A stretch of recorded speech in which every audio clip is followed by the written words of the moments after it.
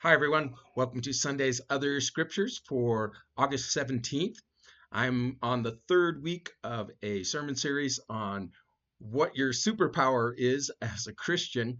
And this week I'm going to be talking about running without stopping based on our epistle reading, which I'll explain in a minute. But all of our readings this week have to do with hardships faced by God's people. So the Old Testament reading is taken from Jeremiah, the weeping prophet, whom we happen to be reading through in the Bible by the Year course, if you're on track with that. And the problem here is that Jeremiah is facing a whole bunch of people who are saying things that are the opposite of what he's declaring to them. And he's telling them the truth from the Lord. And these false prophets are telling people what people want to hear. And so God speaks to and through Jeremiah and, tells them that, his word is more like a fire that is, it's searing. It brings heat, and like a hammer that breaks rock into pieces. Presumably, these false prophets' words are just like feathers, or these these lukewarm, tepid kind of declarations that people want to hear. But the true God sees everything and knows everything, contrary to the dreams that the false prophets are having, and they're just making up interpretations of it. So that's our Old Testament reading. Then our psalm for the day is taken from Psalm 119, the longest psalm in the Bible. And this particular section, starting in 81, talks about my soul fainting for your salvation. It's really the idea of being desperate for God's deliverance. My eyes fail looking for your promise. When will you comfort me? And you say, wow, what's going on there? There's this phrase in there, though I am like a wineskin in the smoke. And you say, what's a wineskin in the smoke? I mean, I've had wines that were described on the label as having a smoky flavor. But this refers to wineskins were animal skins that were sewn and hung up to hold wine in them. And there's two possibilities here. I've read some suggest that they were somewhat sterilized by the smoke. I don't know about that. If they're hung up in the smoke, they're certainly going to be smudged.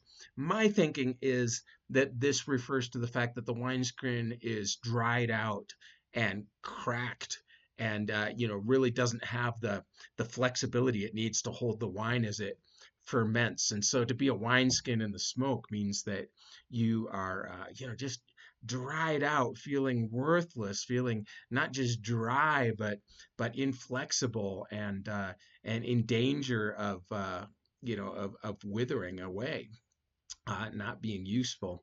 And so it calls on God to really bring his deliverance, in contrast to those who persecute us, who have attacked the false prophets of God. So it really fits pretty well with our Old Testament reading.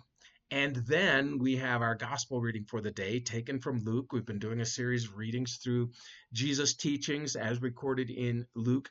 And this one is going to be a little bit hard for people to pick up on. Jesus says, I've come to bring fire on the earth, and how I wish it were already kindled, but I have a baptism to undergo, and how distressed I am until it's completed. Now, Jesus is saying this after he's experienced the baptism of John, so it's figurative speak. He's not saying I literally need to get baptized, because he's saying a baptism with fire. Um, and we still use that term. A baptism with fire is some kind of trial that Jesus is going to undergo, and he uses this term in Mark's gospel too, to talk about this extreme event of his crucifixion, which will, as fire does in the Bible, bring purification, but our purification, whereas Jesus receives the intense suffering. And this is the fire he's come to bring on the earth. It's not the destruction of the earth that'll come at the end, but I think he's talking about the purification of people on the earth. And then he says, this thing that really rubs people the wrong way. He says, "Do you think I came to bring peace on earth?" And we're all like, "Well, yeah, that's what the Christmas cards say. Don't they all say peace on earth, goodwill to men? That's what the angels said. Jesus came to give peace." And the Beatles and U2 and other groups have written these songs about where is this peace on earth that Jesus brought.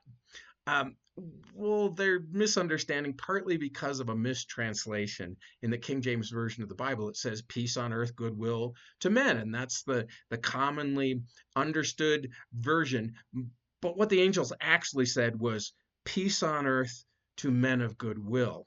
Now that's a little different. Peace on earth, goodwill to men, you could interpret as, well, Jesus came to bring an end to war.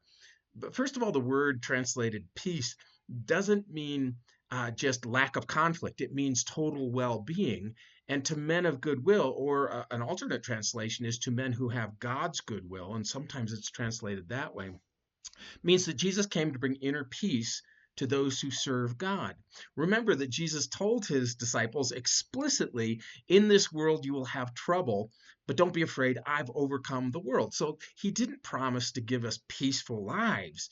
He came to give us peace in knowing that he's overcome the world, that we're on the right side of history, that there will be victory and a reward, which leads to our epistle reading from Hebrews that I'm going to preach on. It's a continuation of last week's epistle reading, the faith chapter 11 in Hebrews, where it goes on talking about by faith Abraham offered Isaac as a sacrifice. And this too ties in more than one way. It not only talks about Abraham's faith to do what seemed abhorrent to him because God asked him to do this.